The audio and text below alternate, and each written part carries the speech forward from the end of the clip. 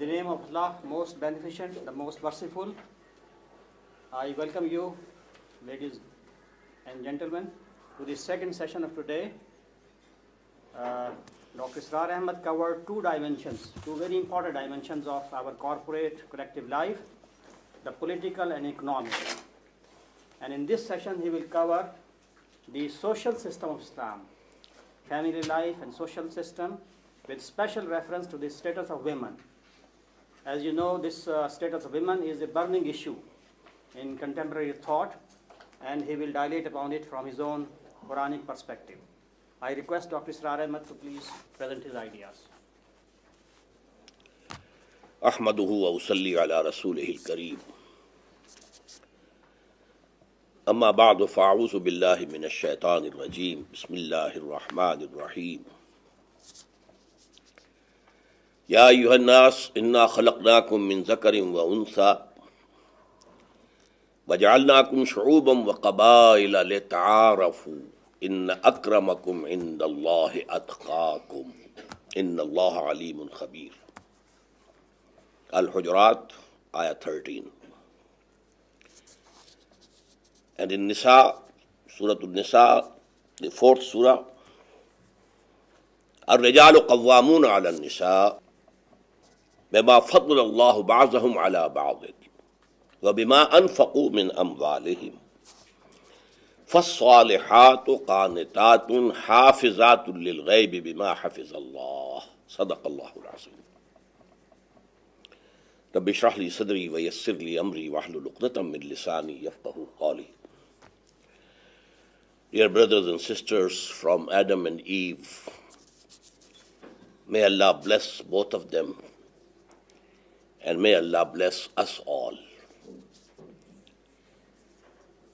The topic of this session, as the brother has said, is a very burning issue, a very controversial issue.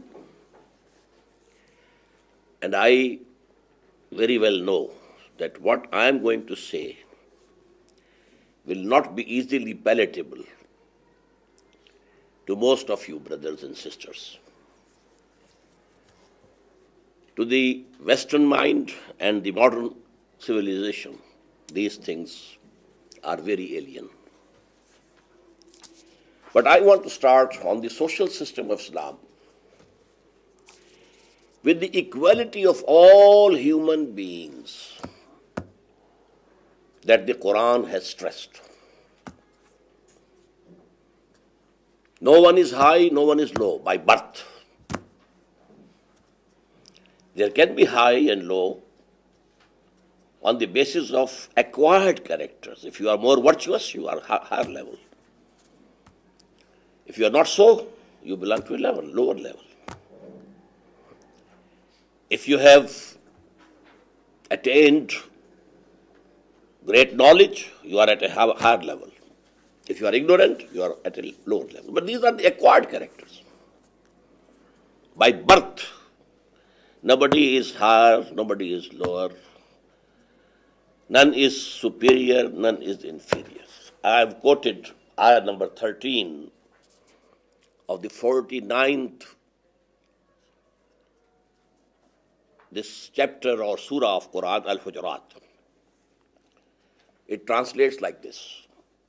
Ya ayyuhan nas, O mankind, inna khalaqnakum. We have created you all. Min zakarin wa unsa.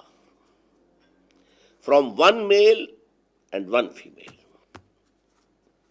You are all the progeny of Adam and Eve. وَجَعَلْنَاكُمْ شُعُوبًا وَقَبَائِلًا. Then we divided you into nations and tribes. لِتَعَارَفُوا. Only so that you may be recognized. Who is he? From which part of the world is he? This is only for recognition. Nothing high, nothing low. إِنَّ أَكْرَمَكُمْ عِنْدَ اللَّهِ أَتْقَاكُمْ. The more respectable amongst you are those who are the most God-fearing, who have the maximum regard for God in their hearts, And Allah is Alim and Khabir. He knows everything. He sees your hearts, not what you say, but what you have in your heart. He knows it. So this equality of humanity, it covers all human beings, males and females, any nation, any color, any creed. Humanity will remain there. This is the basis of human brotherhood. Now this equality, human equality,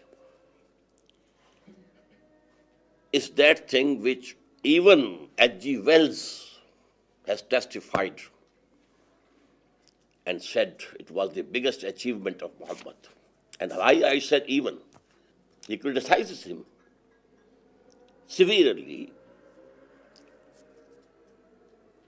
But in his concise history of the world, when he reaches the last part, last chapter on Muhammad, he quotes from the last sermon, the sermon of the last pilgrimage, the departing pilgrimage.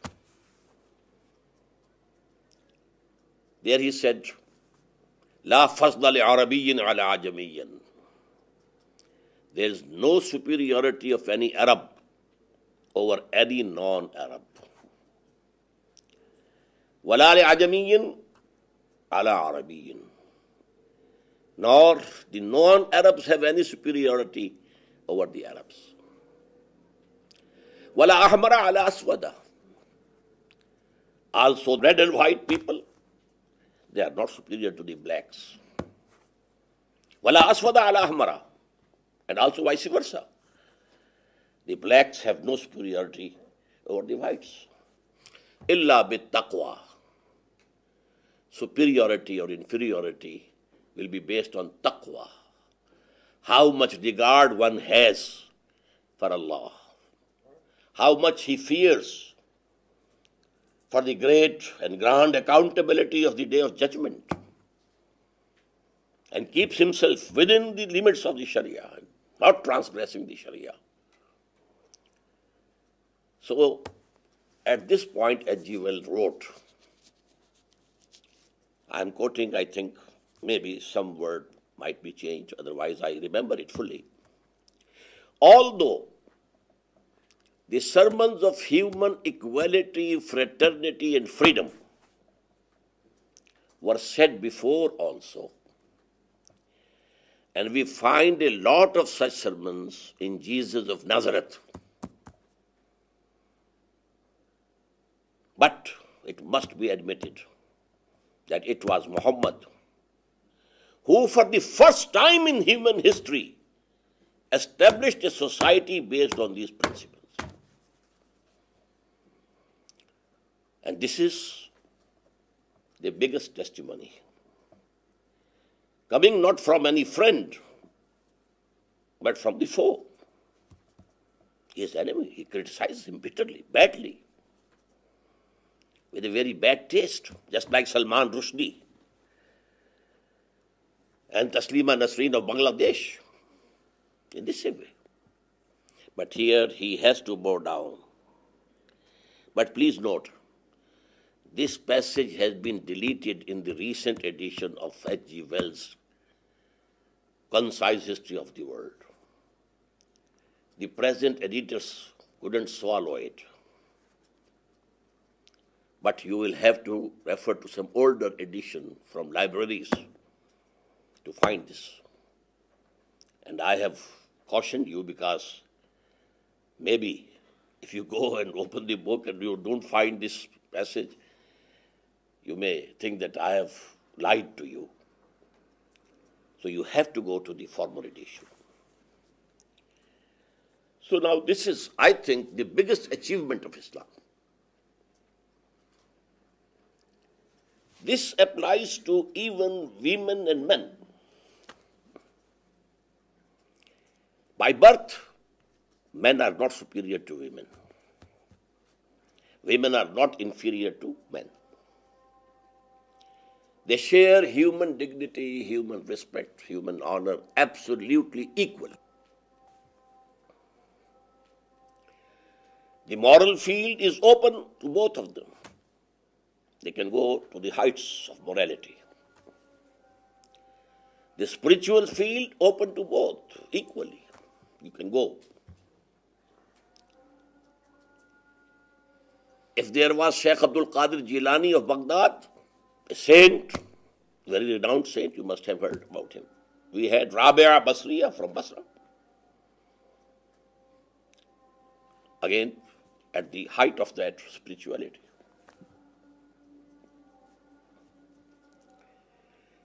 And let me point out here that the Prophet said, if a person has reared two daughters, educated them, and then got them married, his seat in paradise is reserved. He didn't say this for the sons, it's for the daughters. And you may recall that in that Arabian society, these daughters were so much disliked. In their infancy, they were buried alive. But Islam gave this honor. In the same way, you have to respect your parents. But the rights of mother are 3 times greater than the father. Again, 3, but doctor is not here, Mumtaz. 3 times. One of the companions asked the Prophet sallallahu alaihi wasallam, who among the people deserves my service most? He replied, your mother. He asked again, and after her? Again, your mother. For the 3rd time after her, your mother. When he asked for the 4th time, then he said, your father. So this is the dignity that Islam has given to women. As about at the religious level, their equality. Let me quote one ayah from the 3rd chapter. It is 195 ayah. In the previous ayah or verse, there is a prayer, very long prayer of the believers to Allah. They are praying. I don't mention that. But in this ayah, 195, Allah says, فَاسْتَجَابَ لَهُمْ رَبُّهُمْ. Their Lord accepted and granted their prayer. أَنِّي لَا أُضِيعُ عَمَلَ عَامِلٍ مِّنْكُمْ. That I am not going to let any good deed of yours go in waste. Min zakarin aw unsa, whether you are a male or a female. Ba'dukum min ba'd. You are from each other. From the same father, you have the son and the daughter. The womb of the same mother has gave birth to the daughter and the son. There can be no difference, no superiority, no inferiority altogether. Now, if you keep in mind what was the status of women before Islam, in most of the countries, nearly the whole of the world, among Hinduism, among Christianity, they were thought to be evil in nature. They don't have spirits in them. Only males have the spirits. And so on. And the condition of women in India among Hindus was the worst. But Islam raised the status of women. Islam gave them a legal personality. You are a legal person. You can own property. You can do business. You cannot be married without consent. Full legal person. Your parents can arrange for your marriage, but with your consent. Not without your consent. Now I come to the third point. The most important feature of Islamic society is the strength of the family system, the institution of family. As an institution, it must be strong. And this is in direct contrast to the modern civilization or the conditions generally in the West. This institution has been more or less destroyed. Now, what are the dimensions? First of all, respect for the parents, serving the parents. At 5 places in Quran, Allah has mentioned the rights of parents just after his own rights. وَقَضَى رَبُّكَ أَلَّا تَعْبُدُوا إِلَّا إِيَّاهُ. Your Lord has decided that you will not worship or obey anyone else than Him. وَبِالْوَالِدَيْنِ إِحْسَانًا. And He has ordained upon you service, respect, good treatment with your parents. This is one example. إِمَّا يَبْلُغَنَّ عِنْدَكَ الْكِبَرَ إِحْدَاهُمَا أَوْ كِلَاهُمَا فَلَا تَقُلْ لَهُمَا أُفٍّ. If any one of these parents or both reach old age with you, never say even oh to them. Although obedience is not necessary, if they command you something contrary to the Sharia of Allah, no obedience. Obedience is for those who ask you to follow the Sharia. But service, good behavior, keeping your shoulders down before them, not like this, no. You should keep your shoulders more down before them. وَخْفِضْ لَهُمَا جَنَاحَ الذُّلِّ مِنَ الرَّحْمَةِ. So this relationship, on this basis in our society, parents invest themselves fully in their offsprings. They don't try to keep something for their old age because they have the surety that as we are looking after them, now they will be looking after us when we are old. This is the tradition. Not to put them in old houses so that they can't even meet the sons or the daughters, longing to see the son or daughter. You can keep them at your home because your privacy, you may say it, your independence is limited by their presence over there. No.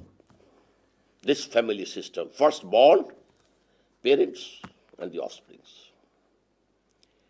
Now, among the offsprings, brotherhood between brothers and sisters. Quran says there is a relation of womb, rahim, uterus. You are brothers, you are bound by the uterus of your mothers. Try to consolidate it, strengthen this brotherhood between the brothers and the sisters. Number 3, marriage. It is here that men and women are not equal. When a woman and a man, they enter into an agreement of marriage, living together, to start a family, the husband is the head of the family. There can be no institution without a head, one head. You can't have two at the top. If you have more than one, there will be chaos. You can have only one managing director of a firm, not two. But you can have directors, maybe 10, 20. But managing director has to be one. So it is not based on gender, the superiority or inferiority. No. It is the organization. All human beings are equal. But the officer and the peon, are they equal? A minister sitting in his office, and there might be someone standing at the door, at the gate. Are they equal? Are the generals and the general soldiers equal? This is a question of administration, organization. Here,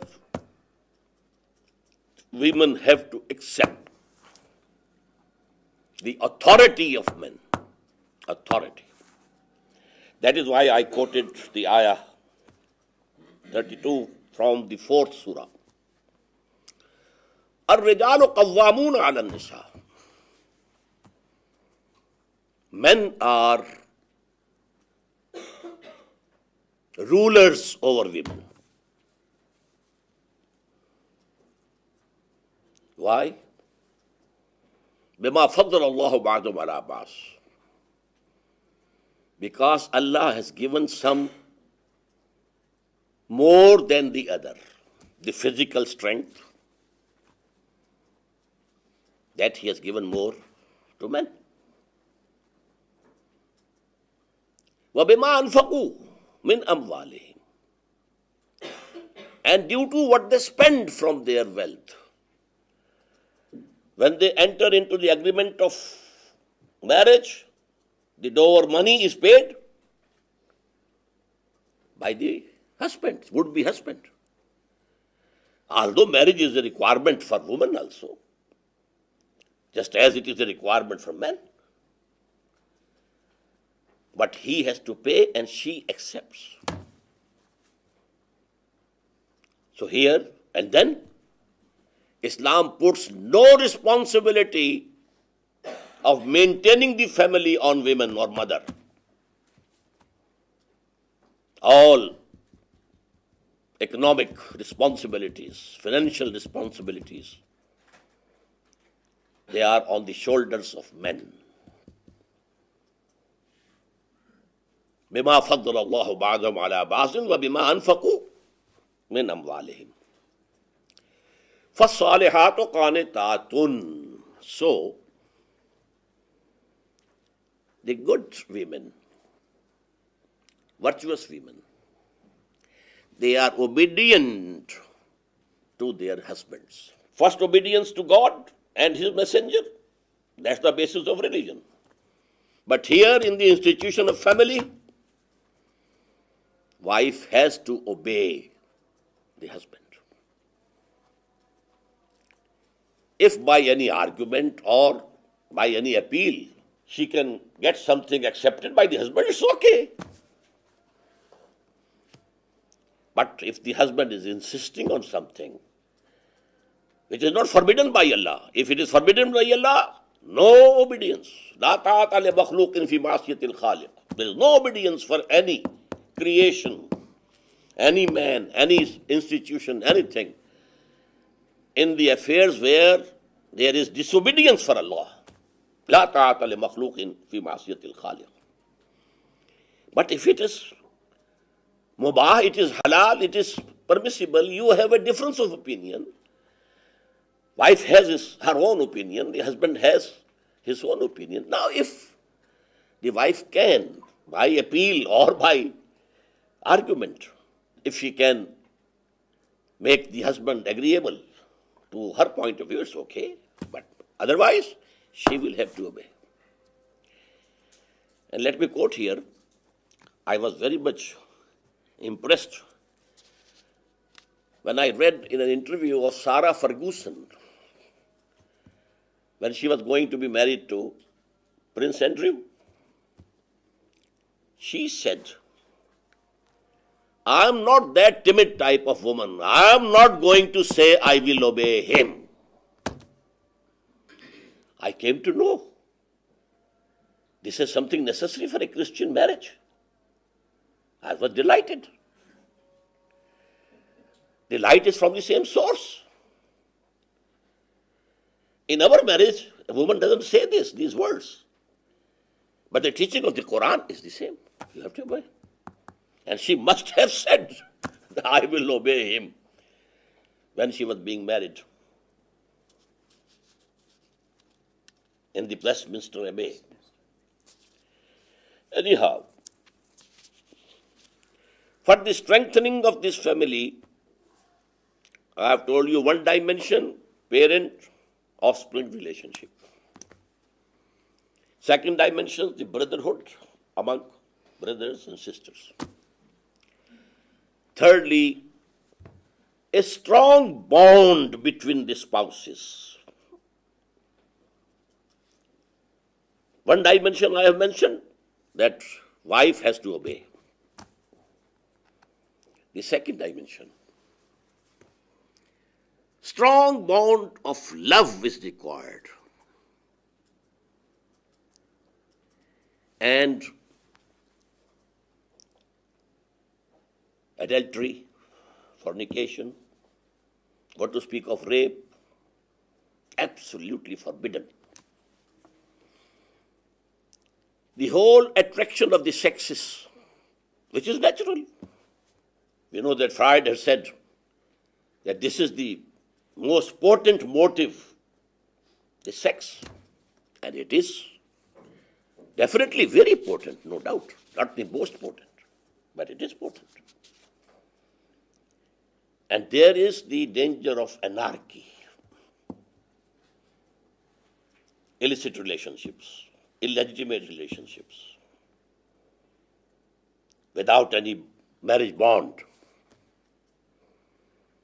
So Islam, the objective is to eradicate zina, to eradicate fornication, to eradicate adultery. But this is such an issue that Quran has not said, don't commit zina, don't commit adultery. Quran said, don't go even near zina. Keep away from it. Keep at a distance. Now, what are those distances that Islam has suggested? Number one, the society has to be segregated. No intermixing of the sexes. Lest this attraction comes into play and there is some foul play. Islamic society is segregated, absolutely segregated. Different teaching institutions, schools, colleges, different universities, segregated hospitals. Hospital for women, women are the patient, women are the doctors, women are the nurses. Men's hospital, men as patients, men as doctors. Men should be the nurses over here, not female. And what happens in the hospitals is of common knowledge. We know that in the military, no medical units go to the front line with female nurses. All the nurses who go to the front line, they are male. So hospitals should be there, but they be segregated. Segregation of sexes is the fundamental principle of Muslim society. Number two, covering of the body, especially the sex organs and the organs or parts of the body of women which are attractive to men. This we call satr. Satr means to cover. For men, the satr which has been prescribed is from above the umbilicus to below the knees. If this much is covered, the purpose of the Sharia is fulfilled. You may have additional dress, you may have pants and coat and shirts, oh, okay. But that part of body cannot be exposed except for the wives or the surgeon or doctor when there is need. These parts have to be covered. And for women, whole of the body is to be covered, except the face only, and the hands only, and the feet only. It must be covered. And in addition to that, the body will be uncovered only for the husband or for the physician or surgeon. It has to be covered. Additionally, especially their bosoms and their chests, they should have an additional covering. And then there is the instruction that a woman's dress should not be very transparent type of dress, should not be very tight, so that the body curves become apparent.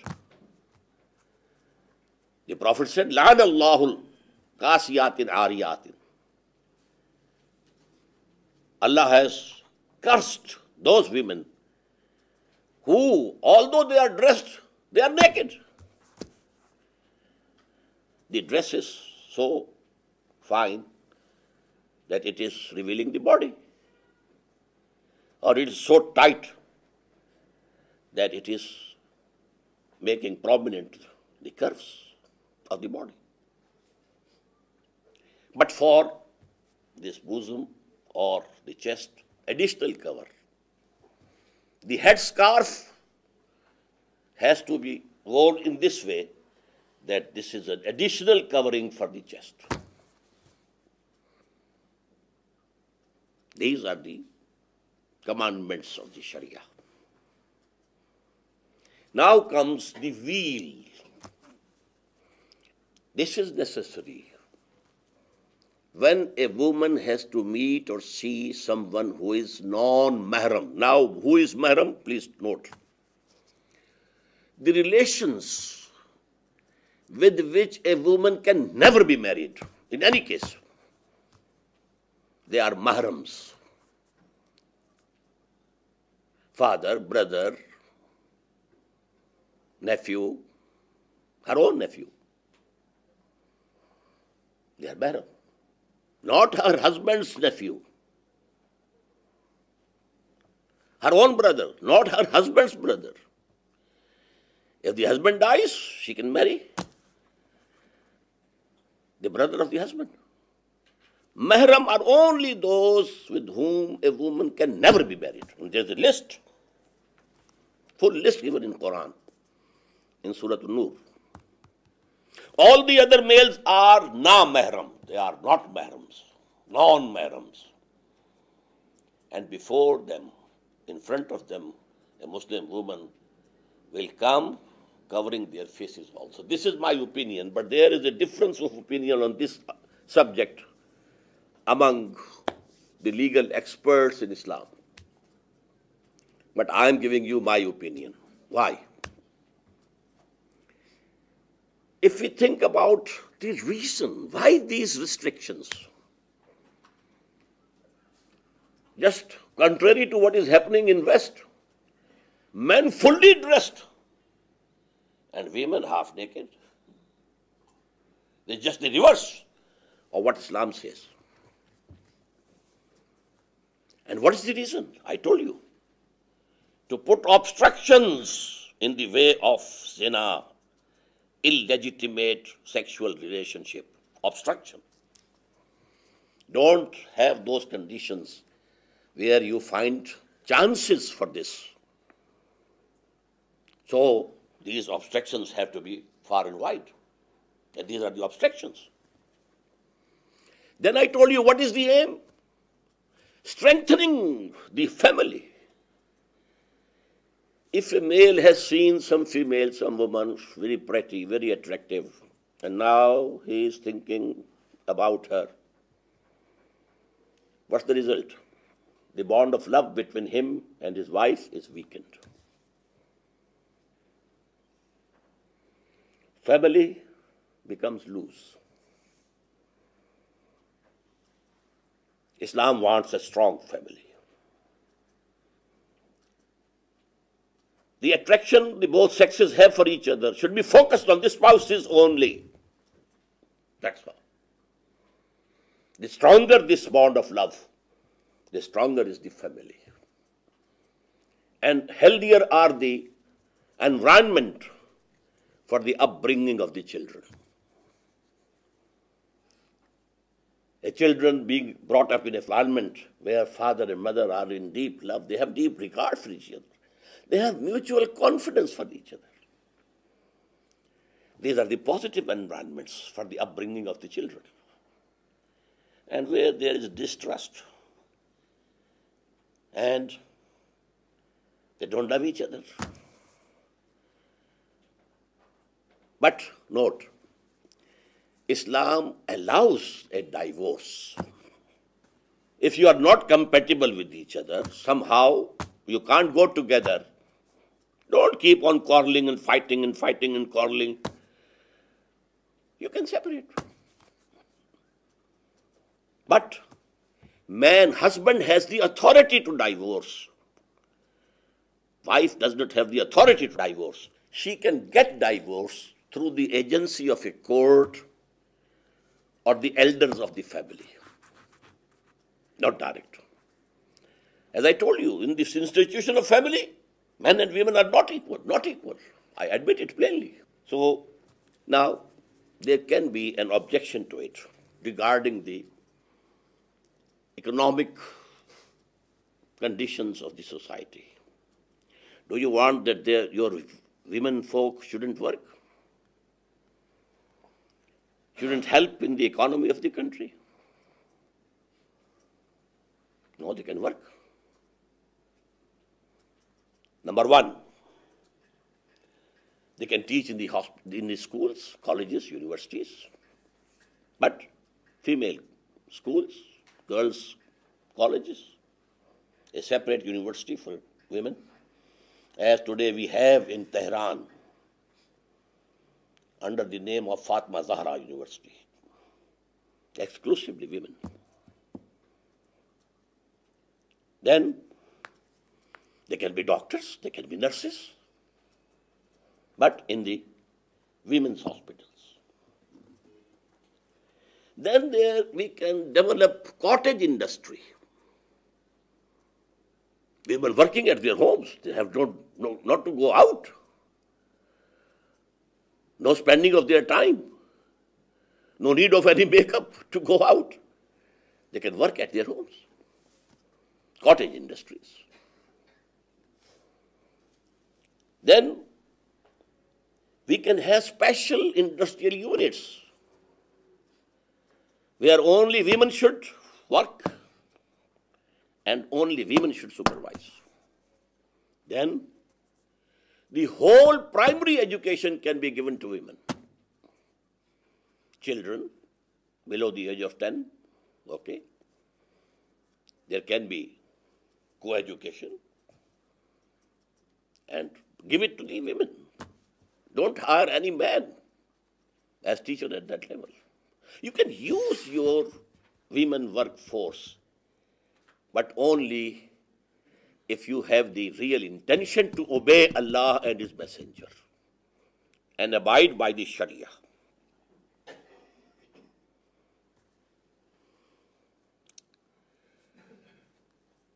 What has happened in West is the destruction of family.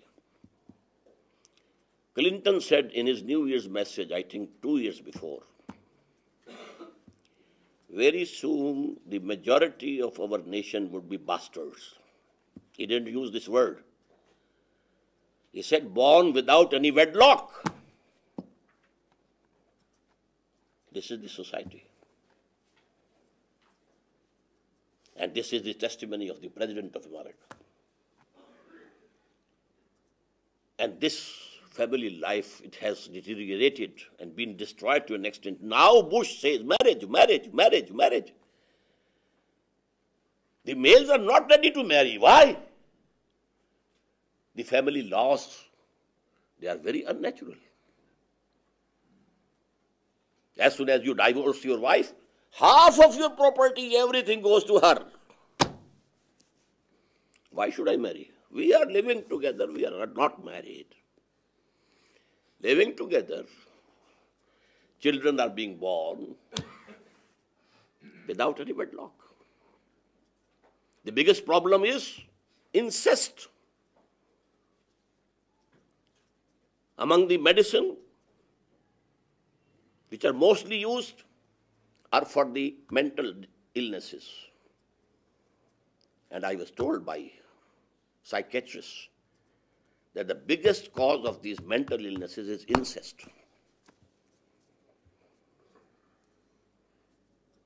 It gives you a guilty conscience, and that guilty conscience develops.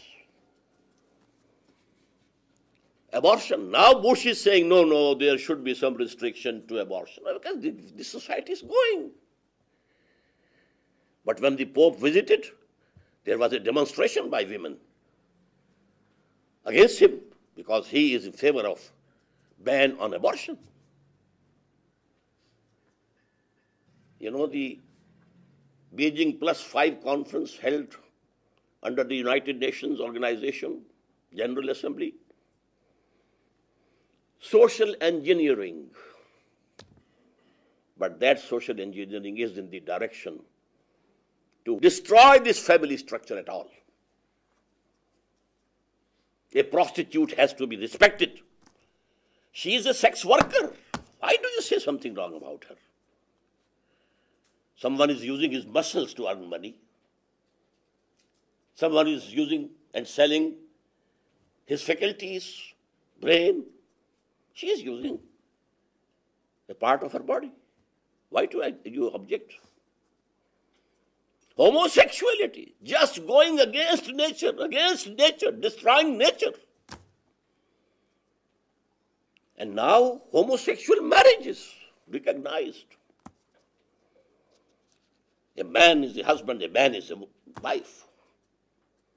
A woman is a husband and a woman is a wife. This is the depth to which the social structure and the social system of the West has gone down. It has to be restructured. It has to be re-engineered, but on the lines that I have put before you. And this is the Islamic social system and the status of women in Islam. Thank you very much for the attention that you have paid. Thank you.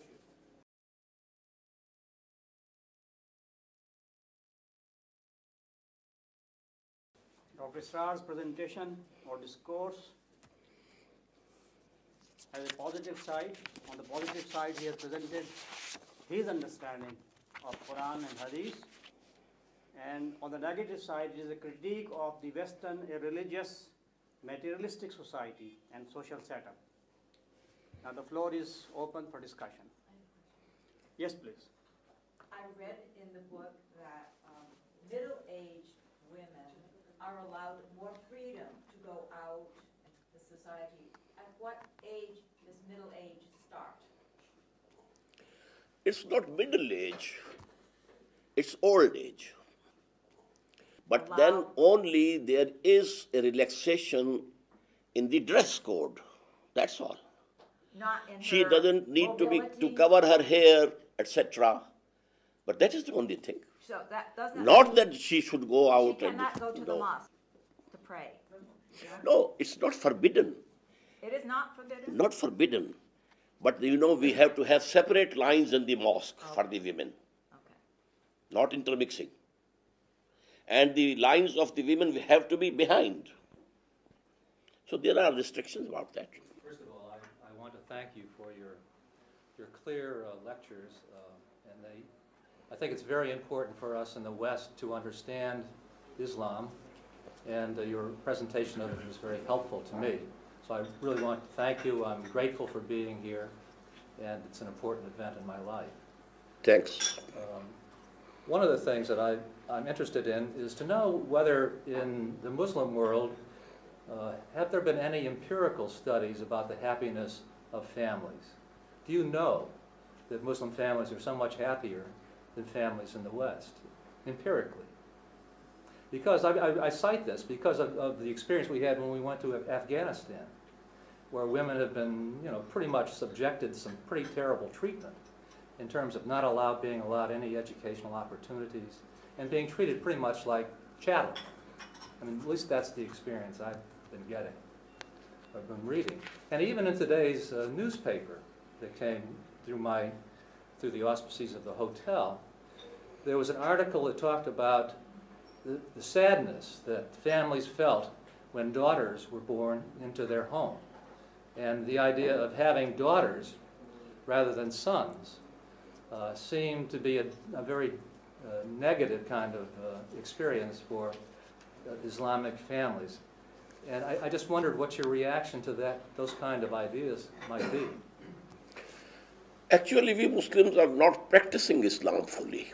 And we are under the influence of our Hindu background on one side and the Western civilization on the other side. We are between the two and not practicing Islam. Now, according to Islam, a widow must be married. If she is not very old, must be married.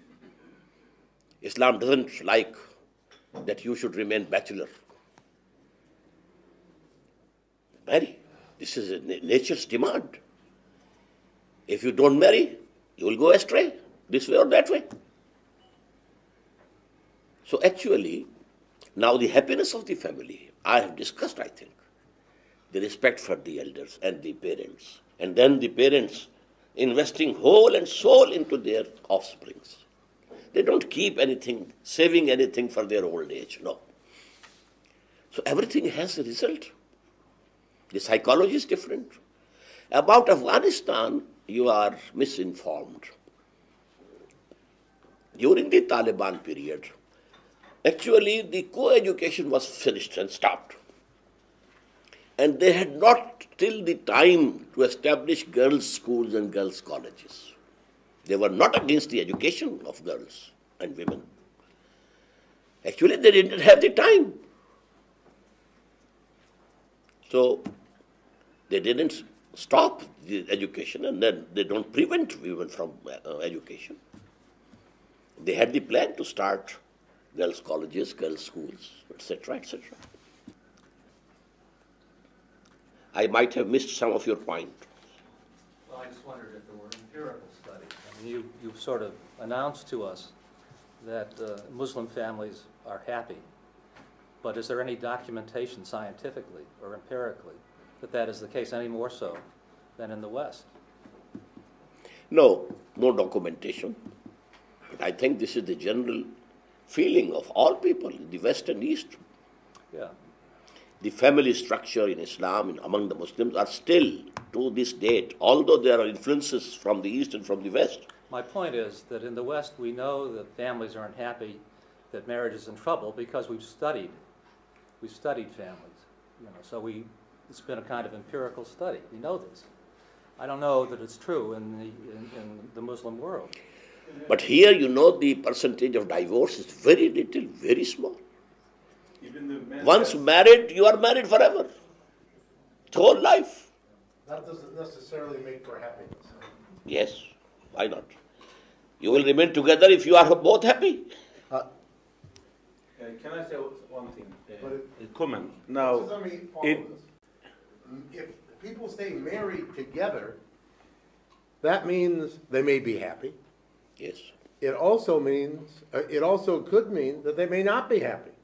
I mean, if divorce in a society is frowned upon, which it is, and or even not allowed unless the man says it is all right, then is it not possible that in some families or many families, we could have a very unhappy situation?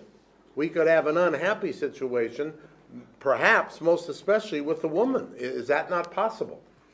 But the teaching of Islam is that you get separated if you are not happy among yourself.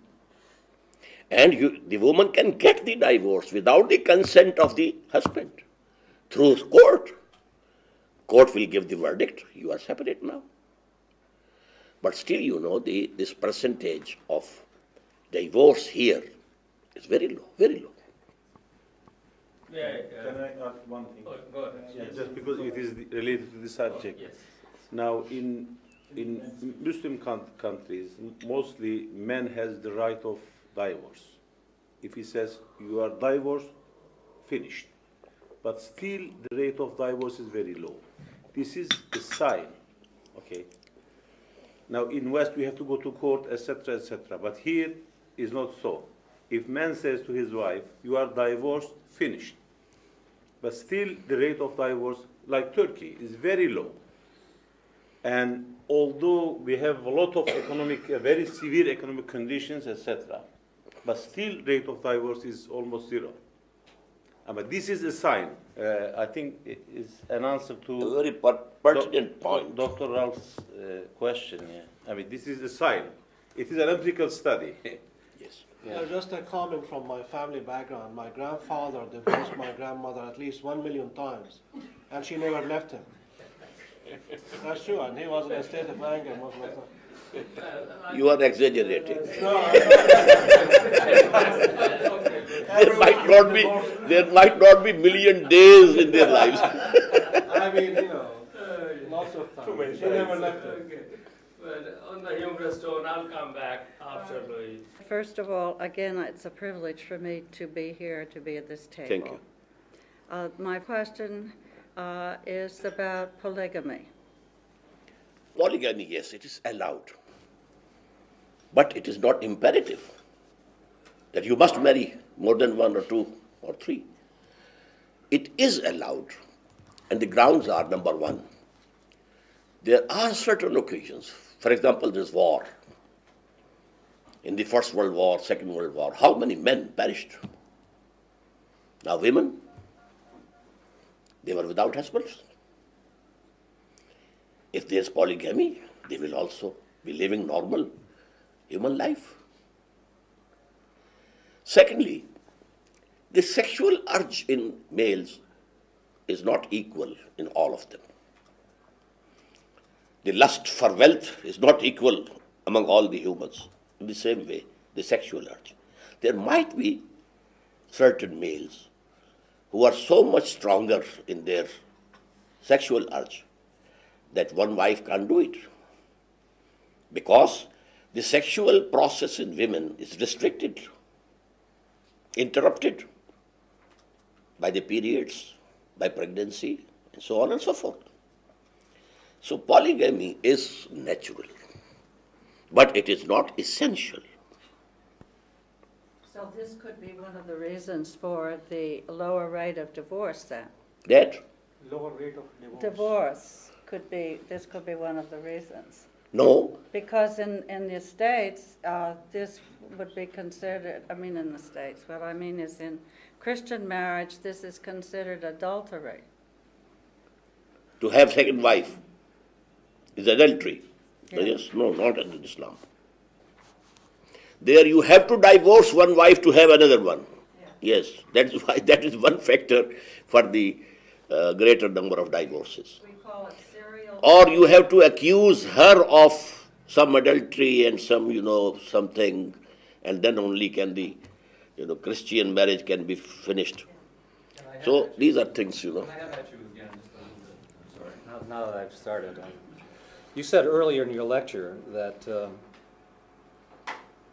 the Quran speaks to human equality.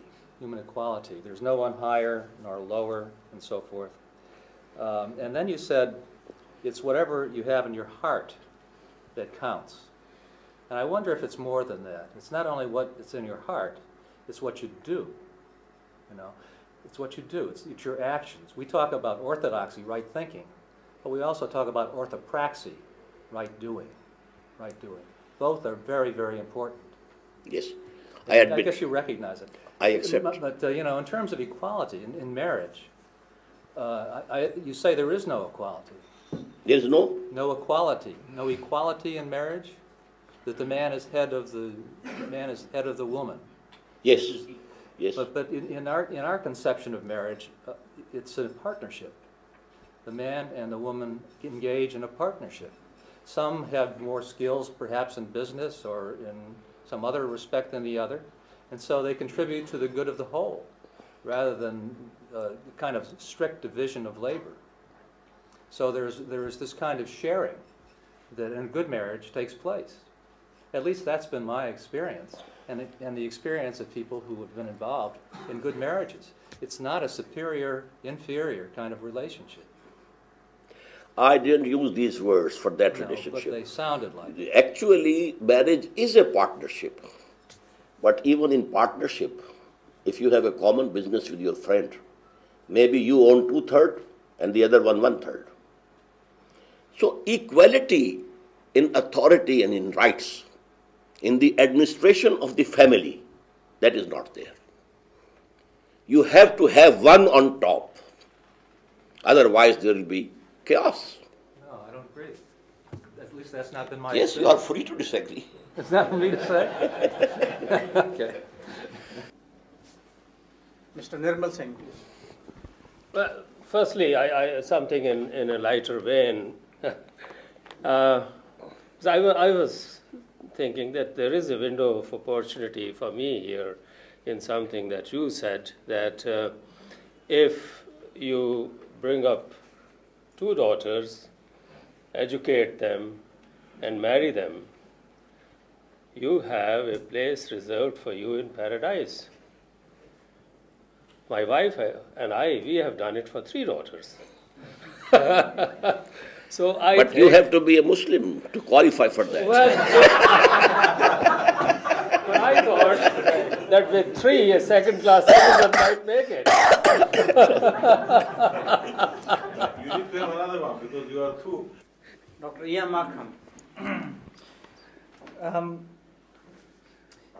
I want to just focus a little bit on your social segregation part of your talk, where you talked about the fact it's very important in the Islamic society that the sexes are kept separate. And that includes education and hospitals and universities. All spheres of life. All spheres of life. Is there any theology in Islam which would stress the fact that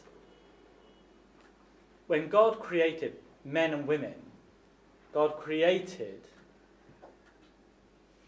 2 genders that bring different insights, different perspectives, different ideas, which can complement and enhance the other.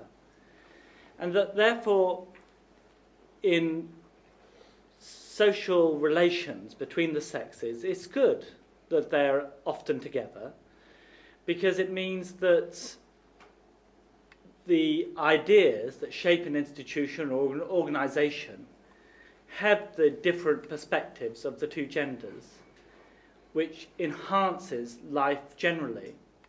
And isn't there any sort of idea that there's something rich and captivating about the diversity of God's creation, and the fact that we ought to enjoy that sexual gender difference as part of that diversity? Enjoy your wives, not others.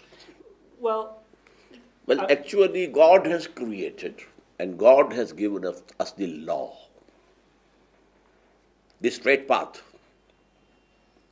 And He ordained in the very beginning, Imma yatiyannakum minni hudan, whatever guidance comes to you from me, you have to accept it and obey it. So that is the law. You have to obey it. And He only knows what you are speculating. Allah knows all these things. But if there is intermixing, is there not the danger that you fall in love? Well, if I may have a quick supplementary, many religious traditions are committed to the idea that the best way to avoid sin is to avoid temptation. Right? Yes. And that's the assumption you're making. Yes, yes. And that's true. You know, if it's very unwise for me to go to a brothel if I want to remain faithful to my wife, and therefore I should avoid brothels, and that's a good ethical principle. But it's how far you take that. And to insist on total separateness seems to be very, very extreme. Surely... At home, the brothers and sisters are not separate. They are living with each other. The father and mother are there. They are not separated. This concept of marriage, no man can ever imagine that he can marry his sister. So all those, sexual thinking and imagination won't come at all. But where there is a chance for marriage, then your sexual urge and your desires, they come into play. So this is it about Islam and our, teachings. Would you say that Islam and its social system, as you describe it, is almost identical with the Jewish social system? We know that the law of Moses was Islamic.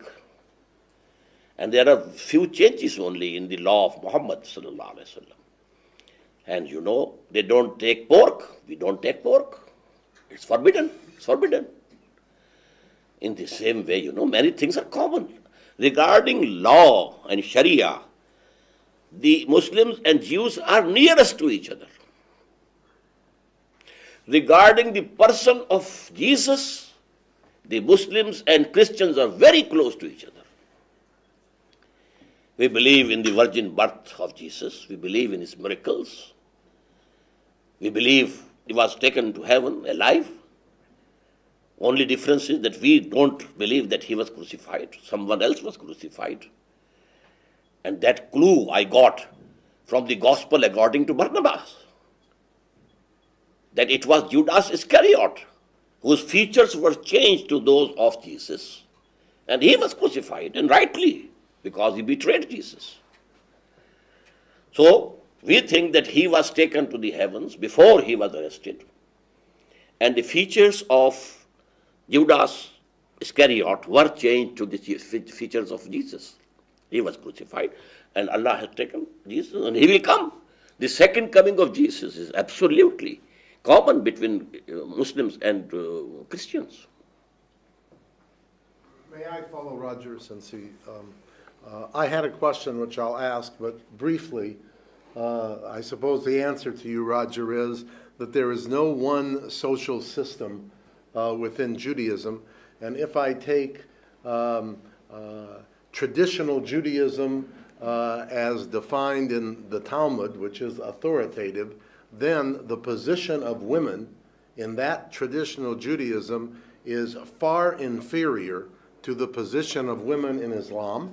And in regard to marriage and in regard to sex, there are many similarities. But in other ways, in terms of equality that I understand that women have in Islam, there is in the most traditional part of Judaism no such equality whatsoever.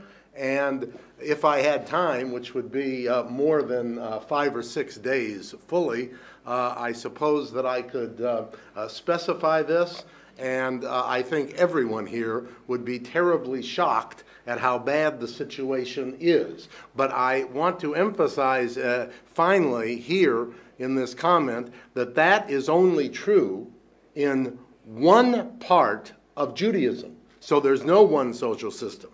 But now, having said that, I have one brief question for you that goes right to the beginning, and it's a question that comes from the very beginning of your talk this afternoon, when you said individuals, male and female, are born equal, totally equal, and then, of course, what they do in their lives, you mentioned one thing they do. If some acquire far more knowledge than others, then that puts them at a higher status. But my question is this: would you not agree that everyone is not born totally equal?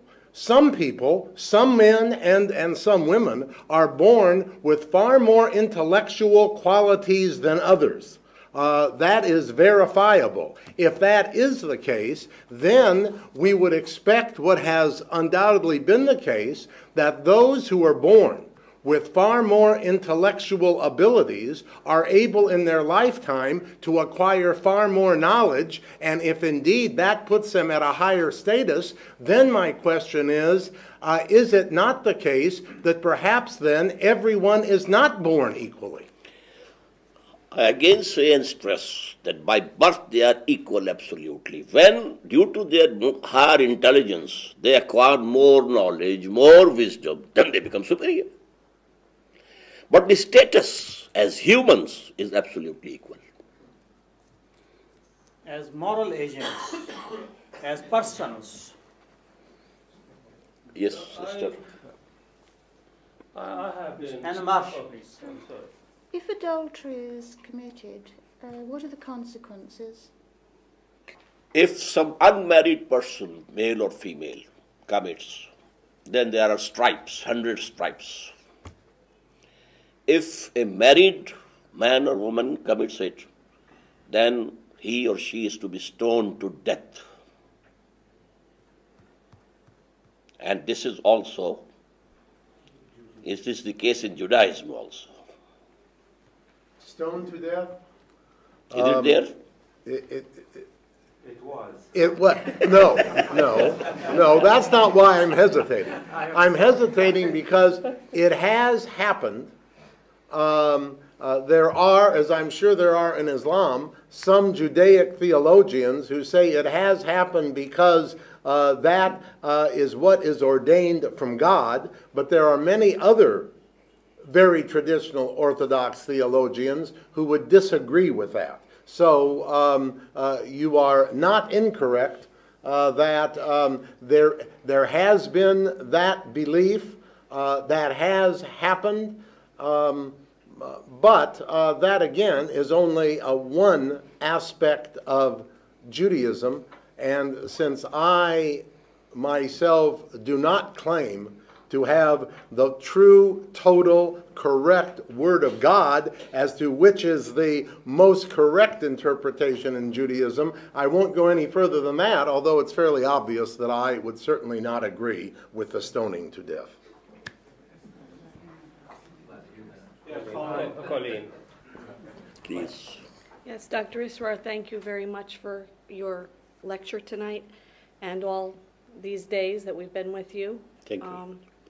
I would like to ask a couple of questions and also make a statement, but I'll leave the statement until after you've had a chance to answer the questions. My question has to do with the issue of divorce. And the other, that's one question. Can you delineate some of the consequences of divorce if a man seeks divorce versus if a woman seeks divorce? Maybe that would be instructive for everyone because there are differences.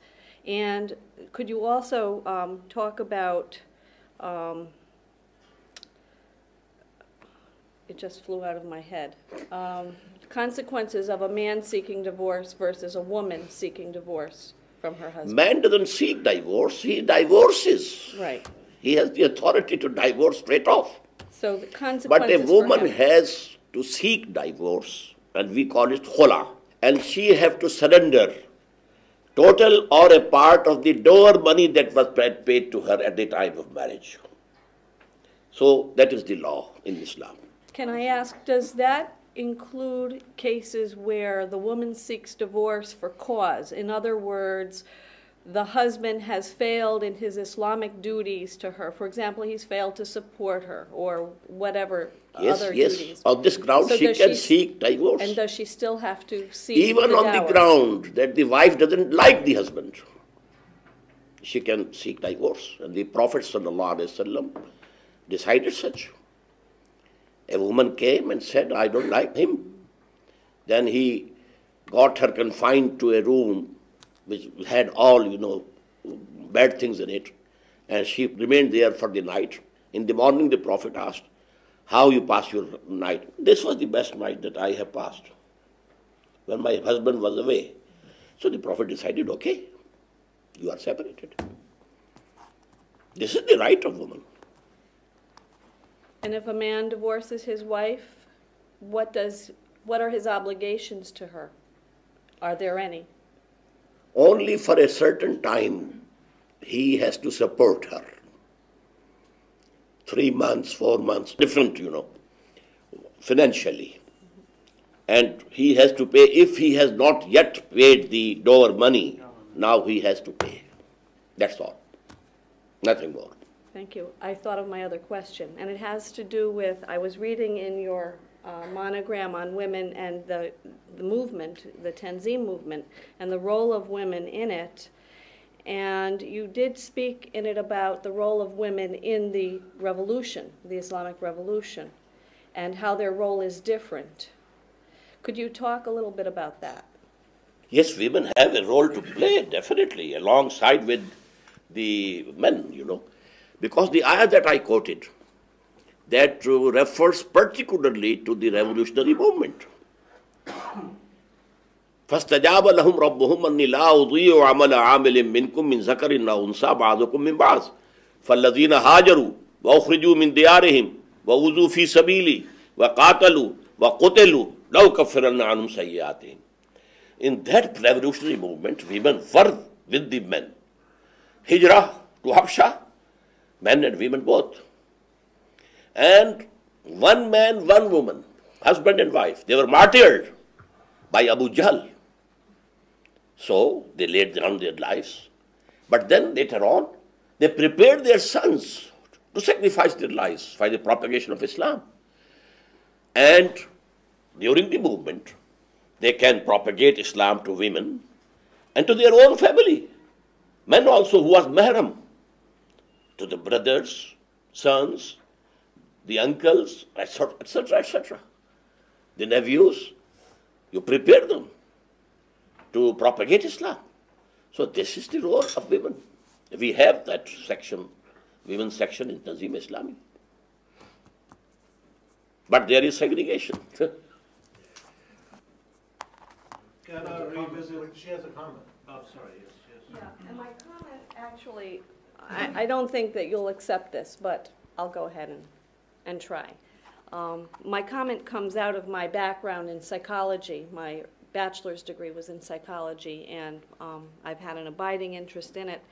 And my studies have led me to the conclusion that it's a sort of a cliche. I think most people have heard it. Violence begets violence. And the other part of that is that violence does damage to the human soul, both to those who are the recipients of the violence and those who do violence to others are damaged. And there are tons of studies, all kinds of studies in sociology, psychology, that bear this out. When we think about revolution and we think about the suffering, the inevitable suffering on all sides that occurs in revolution, the revolution you talk about, I worry that there would be irreparable damage to human beings, to children, to the psyches of men, women, and children. And I wonder how a good society can come out of beings that are so severely damaged. We know that even in a family, when children are the recipients of violence or women are the recipients of violence in a home, there's damage that never goes away. And that is just, could be beatings, could be abuse of various sorts. Imagine the killing, this kind of violence that revolution inevitably brings. So I worry about this, and I worry about this third stage of your program. And I'd like you to comment on it. Well, actually, that will be discussed tomorrow, but right now, then we shouldn't punish any criminal. Why to send them to jails? They are damaged psychologically. But for the good of the society, you have to do it. In the same way, to overthrow an oppressive regime, a discriminating regime, an exploitative regime, which is hurting the whole humanity, hurting all men and women, then you have to use some violence. And operating, there's gangrene in the artery, you cut it off. for the benefit of the total body, you have chopped off the arm of the person. So this is a normal procedure.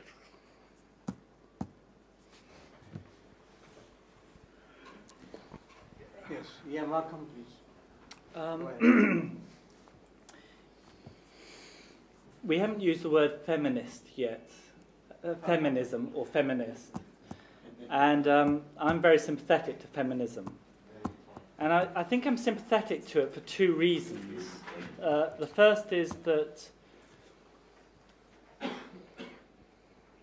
it's clear that in a society where men have had a lot of power, the treatment of women has not been good.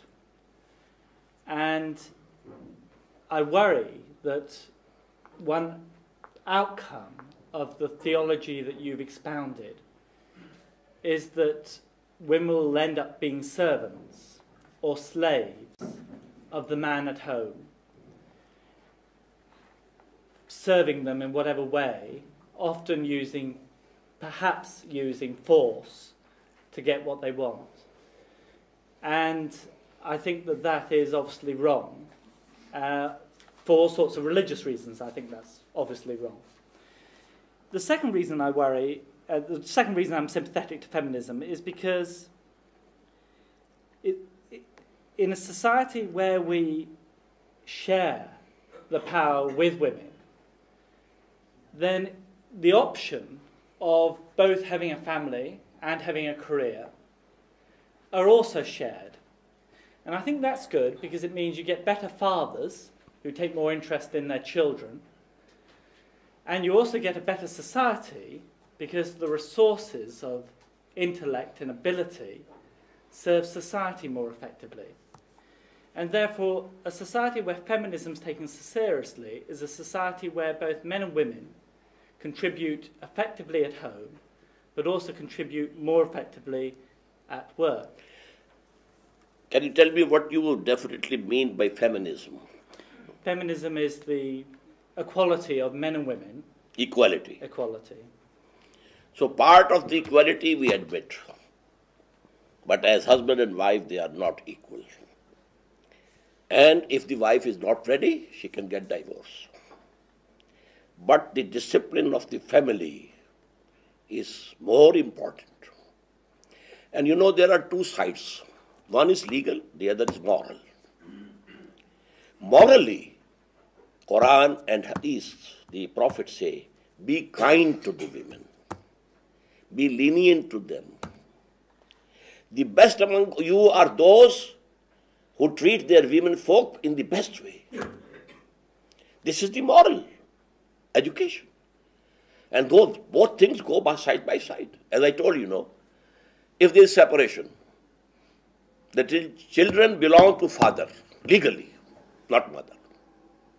But, as I told you, regarding respect and service and doing good, the mother is 3 times more than the father. So you have to balance. The law is there, and then the moral teachings are there. Roger. Let me try and be a little bit more critical than what we've been so far. You start off by saying at the very early part, this will not be easily palatable to the Western mind. And I think you're right. And you're right because your social system exists in a vacuum. And you're critical of the Western family because you don't look at the social system in the context in which it exists. Very briefly, I'm going to outline just a little bit of that context. Before 1960s, the divorce rate in Western societies was very low. After 1960, it rose inexorably. And I would be the first to be anxious and worried about what is happening. But it is, by comparison to what you have outlined, a revolutionary social system in the West. And we are learning every generation. And I suspect every generation we produce is better adapted to the world whereby families are controlled by contraception, which is a technical revolution for any social system. And because your social system exists in a vacuum, it seems to us deeply oppressive. And of the one thing that I've heard so far since I've been here, it is that oppression that we find so difficult to accept. Now, of course, it's ideal that old people should be looked after by their families.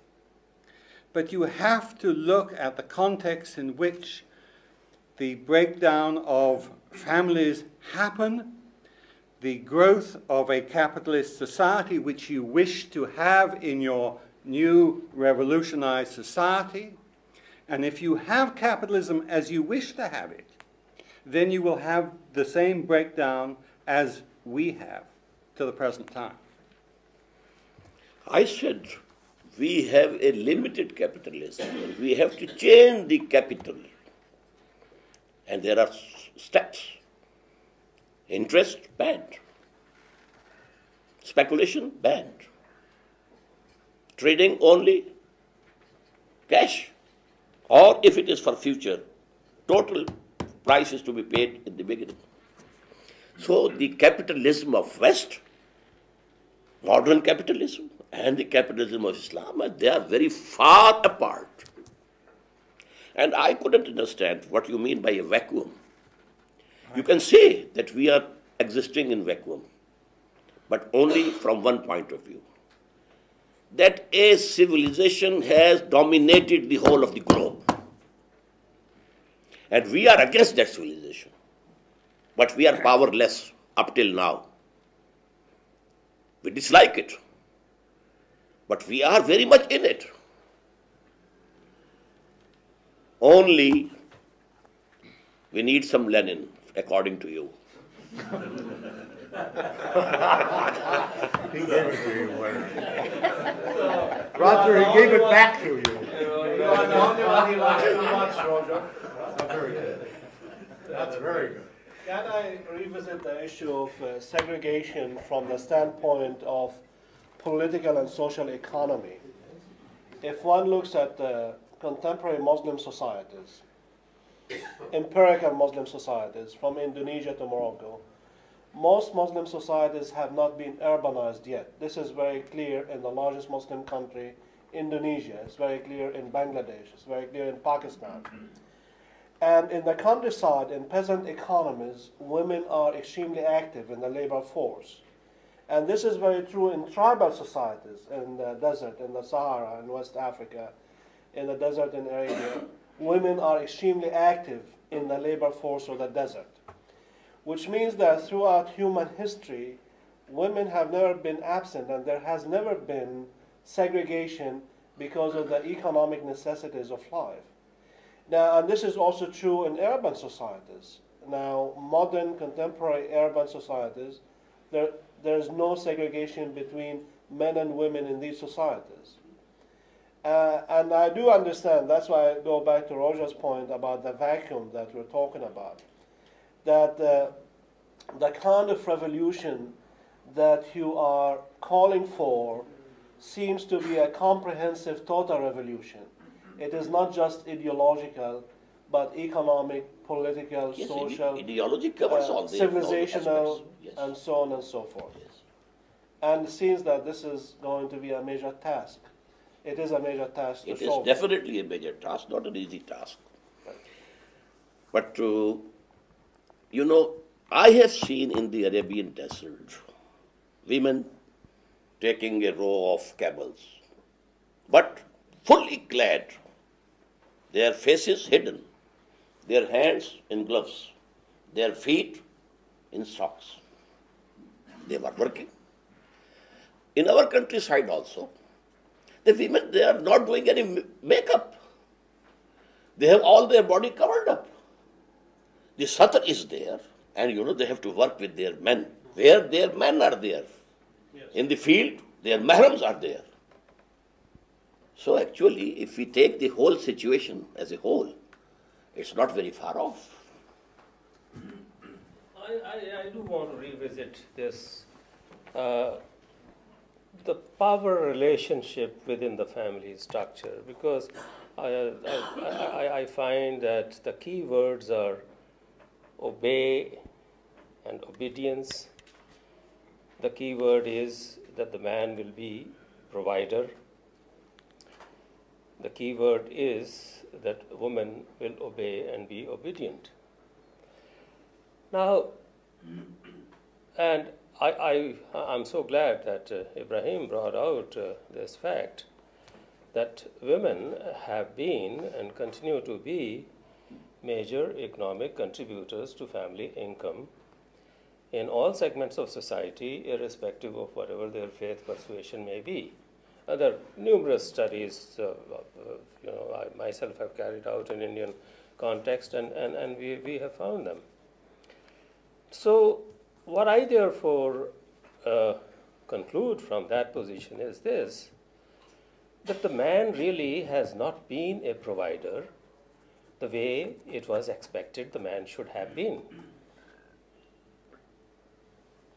The women have had to go out and work, and at the same time we place upon them the burden of rearing the family to bring up the children.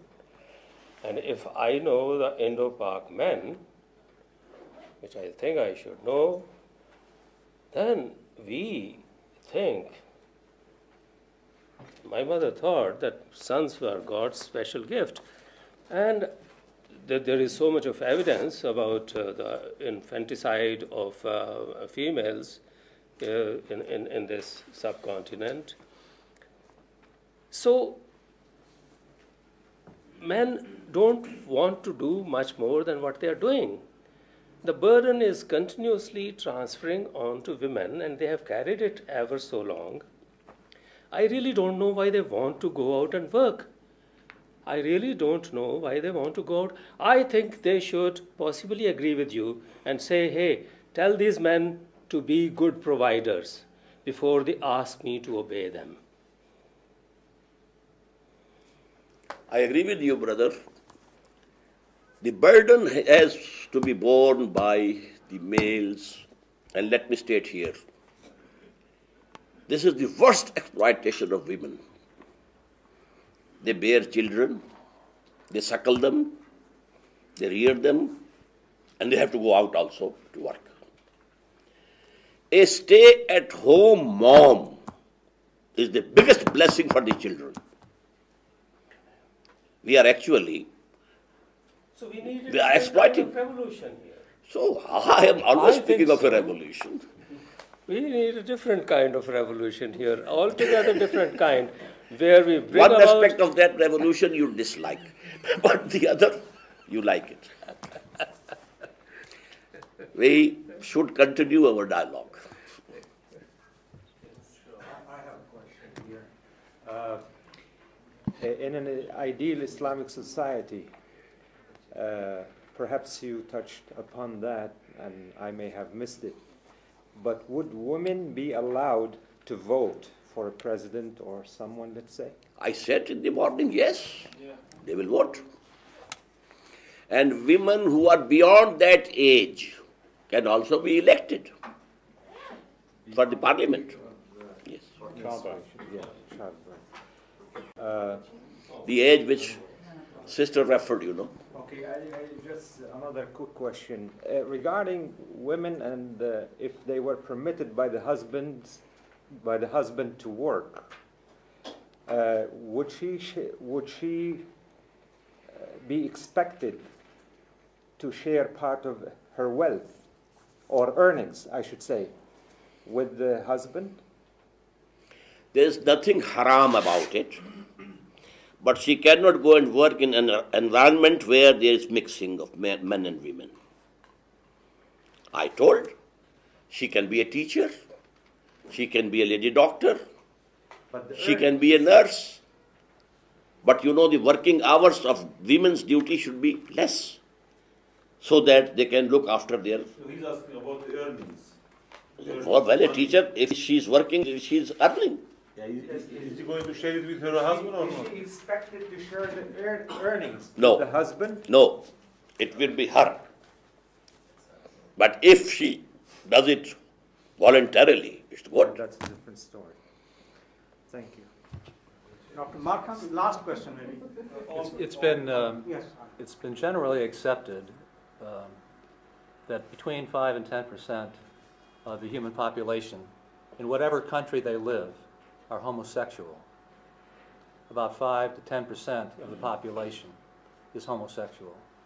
How would Islam regard these people? How would they? It's a very big sin to be punished. How would they be punished? That can be a ta'zir, A punishment can be fixed by the state. It has not been mentioned in Quran. We have two types of punishments. One which have been mentioned specifically in Quran and the Hadith, and the others which a state, Islamic state, can determine itself. But I missed your point. What percentage of people are homosexual according to your idea? Between 5 to 10%. 5 to 10%. Actually, if I may make a comment on this, I have just read a hadith which is authentic, in which the Prophet said, in this instance, when two of same sex commit, homosexuality or, this sexual relations, then the doer as well as the one who is they should be killed. Actually, I'm not an expert in Islamic law. That's not my subject. And why? This is because unless there is the will at the national level to establish and enforce Islamic law, there is no use in going into these discussions. So first of all, a revolution has to be brought about. And after that, there will be a decision that now Islamic law is to be enforced. Then we shall have dialogue among ourselves. What is really Islamic and what is something which has come from outside. Can I just, I'm an observer, I'm sorry to butt in. Regarding the statement that 5 to 10% people are homosexual, there is a very strong scientific study that regarding animals, in their natural habitat, they don't exhibit homosexuality. In a zoo, they do. In a zoo, they do? In a zoo, they do. There are 7 or 8 things, which include, for instance, obesity is also something that animals, get into in a zoo, but not in their natural habitat. Somewhere, the current day, modern day civilization is producing pressures and stresses which are causing this thing. I don't disagree with the figures, but the cause is something that we need to look at. Maybe the kind of solution that Dr. Israr is presenting will take care of this side. So somewhere sort of contesting that this is a national thing. I think the national thing is, of course, heterosexual. Thank you. Thank you.